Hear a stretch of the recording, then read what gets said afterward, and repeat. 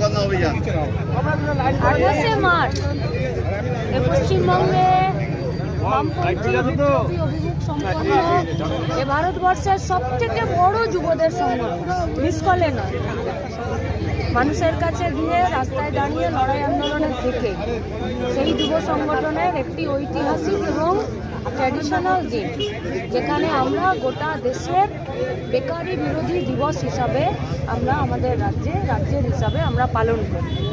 তাহলে এবারে আমাদের গোটা রাজ্যের 22খানা জেলাতেই এই কর্মসূচি হবে। উত্তরের ক্ষেত্রে আমরা মালদা থেকে দার্জিলিং পর্যন্ত 7টা জেলা যৌথভাবে একসাথে, যেহেতু প্রশাসনিক দপ্তর করেছে উত্তরকন্যা, অথচ তার ডেভেলপমেন্ট মানুষের জন্য নয়, কিছু মানুষের ব্যক্তি বিশেষের জন্য।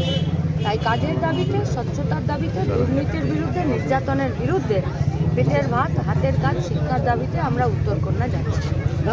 পুলিশ অনুমতি দেবে বা না দিলে? না, আমরা কি পুলিশের কাছে যেতে চাইছি? না, হাইকোর্টে দৌড়াতে হবে আবার? না, আমরা কি পুলিশের কাছে যেতে চাইছি?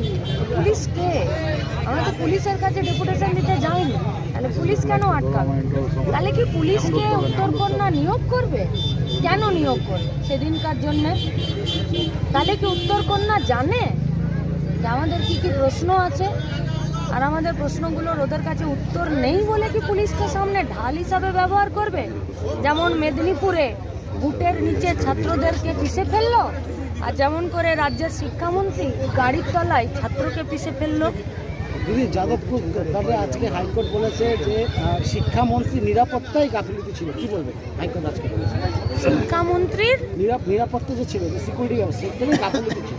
আমাদের ছাত্রগুলোকে পুলিশ বুটের নিচে পিষে মারলো। আছে আমাদের ছাত্রছাত্রীদের নিরাপত্তা? আরজিকরে ভেতরে ডাক্তারবাবুটি ধর্ষিতা হয়ে মরে গেল, আছে নিরাপত্তা? 54 দিনের বাচ্চা ভ্যাকসিন নিতে গেল, হাঁচতে গিয়ে কাশতে গিয়ে 54 দিনের বাচ্চা নাকে মুখে রক্ত বেরিয়ে মরে গেল। জলপাইগুড়িতে মাটা বাচ্চা প্রসব করতে গেল, সেই মাটা মরে গেল। কার নিরাপত্তা আছে?